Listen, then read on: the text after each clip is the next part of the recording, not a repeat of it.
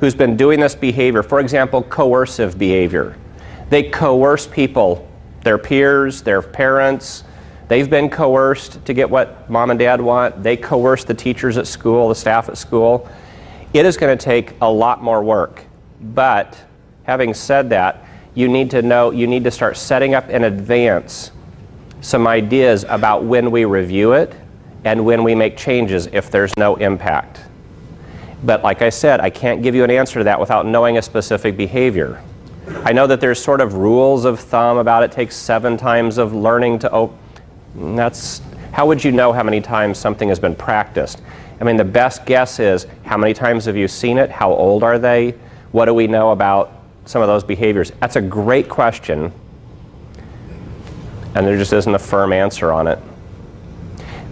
Where it gets interesting is you do have to make a decision, though, when you're developing the program, is how long will we carry it before we see things change. Now, here's one of the other things that happens. The extinction burst, is that a term you're familiar with? It gets worse before it gets better.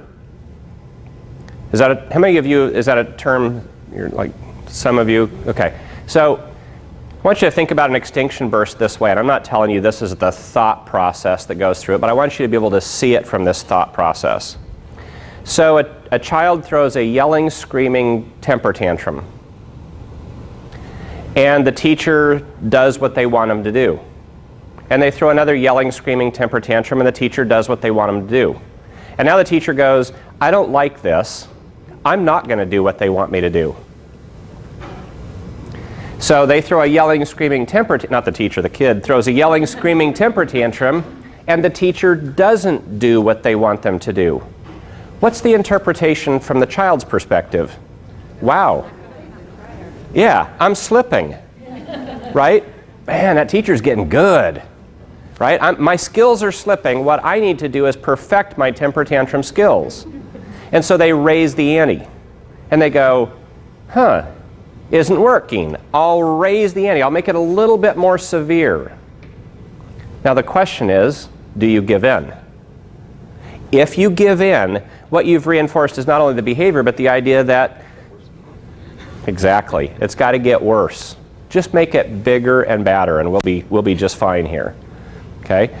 On the other hand, what they can do is if we hold firm and we're consistent, it escalates, and then I see that it's not going to work anymore. I may try something else.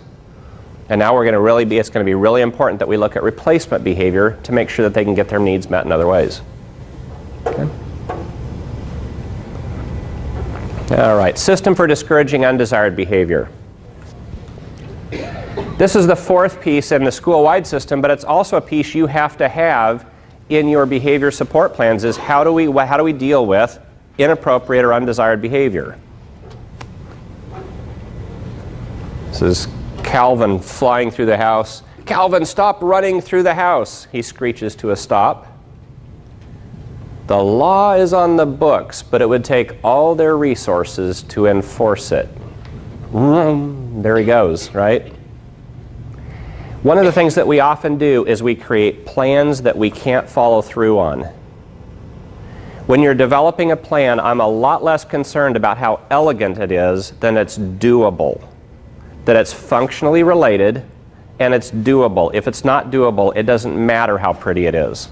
It doesn't matter how much you want it unless you're willing and able to follow through on it. Finally, data tracking systems. We'll talk more about that later on, not today. All right. Checking in.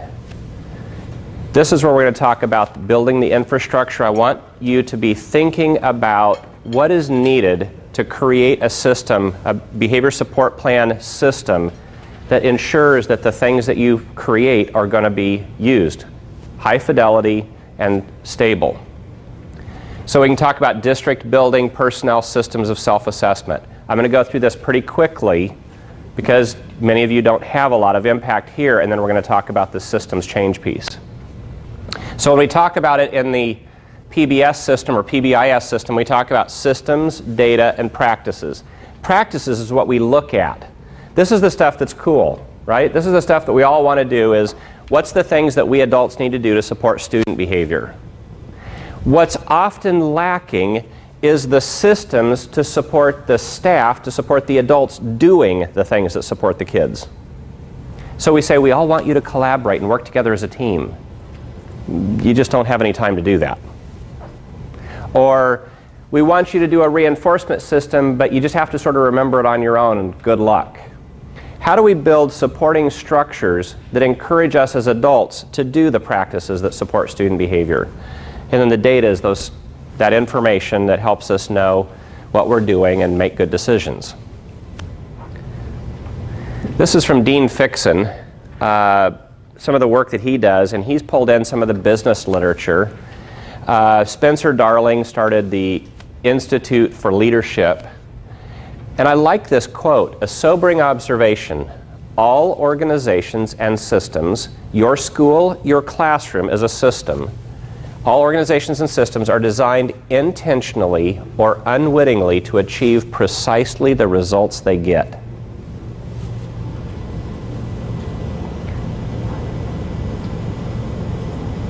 Does that take a second to sort of sink in? In the business side, what they're saying is context matters. If we set up systems, they will produce outcomes. And the type of system we set up produces a certain type of outcome. This is that piece that context matters. What's the context that we're setting up? Again, going back to Chris's system, how do we make sure that we can sustain the practices that we need in school and school-wide or in individual student support systems? Without systemic support, good practices will soon fade away. What supports are in place that will support the accurate and durable implementation of primary, secondary, and tertiary prevention in your school or district or your classroom? So let's just talk about some of the things that would be present if your system is doing a good job to build supports. Now, I want you to hear something going back to the piece about reinforcement and punishment. Do you remember what the rule is? You get more of what you pay attention to. Let's try it again. You get more of what you pay attention to. Some of you are fortunate enough to work in schools that have good support systems, good infrastructure in place, correct? You get more of what you pay attention to.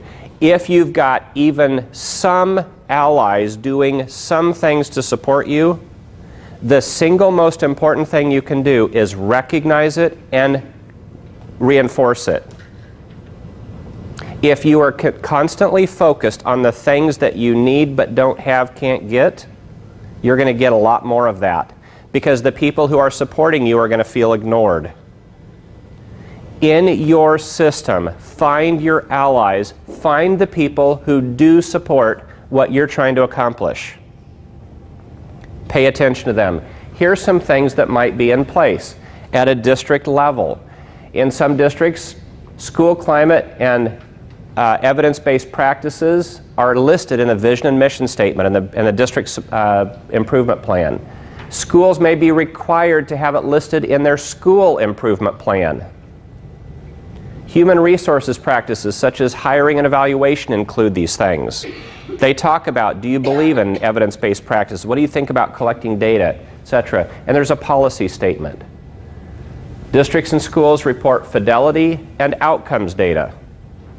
They have FTE in their budget line item saying we're going to have coaching in our district. And staff development includes strategic training. You can move to the building level, and many of these things may be mirrored or absent. School climate and evidence-based practices, again, in the vision and mission statement. In the school improvement plan, the handbook outlines the values. If you can find in the handbook things that support your values, talk to your administrators and say, thank you, this is exactly what we're looking for. Help shape through encouraging those kinds of changes. Handbook describes green, yellow, and red systems. The team evaluates fidelity and outcomes data, uses that data for identification. Do you see how this stuff is building systems that will support you if they're selecting people, making statements of support? but you have to know what to ask for. It would be really helpful if we were all on the same page around what we expected. You know, my kid is really struggling. He goes from this classroom to this classroom, and the expectations are so different. He's confused, and he's having real struggles with behavior. Is there a chance the two of us, if I got the two teachers together, that we could have that discussion about what's the common expectation here? Those kinds of discussions, I know those happen. But you have to know what to ask for, and I think asking at multiple levels over time can help. There's personnel issues that need to be looked at. And you can go through some of those issues. There's a tool, and we're not going to go through it here today, but it's basically called, it looks at individual support systems. It's a checklist. And it looks at the questions of, are these organizational pieces in place? Is a targeted behavior support system in place? Do you have the yellow zone in place before you go on to the red zone? And then do you have a system to support your FBA process? We're not going to do that today. But the question that I'd like you to take just a minute and just talk among the folks who are in your group is, do you have support systems? Who are your allies? Who do we need to say thank you to? I want you to think about this, because these are the people who will give you leverage in your building. So just in your small group, identify who are the people that are supporters, what are they doing to support you, and how can you say thank you and increase the chances that other people will recognize that that's what's being paid attention to. Go ahead and do that now.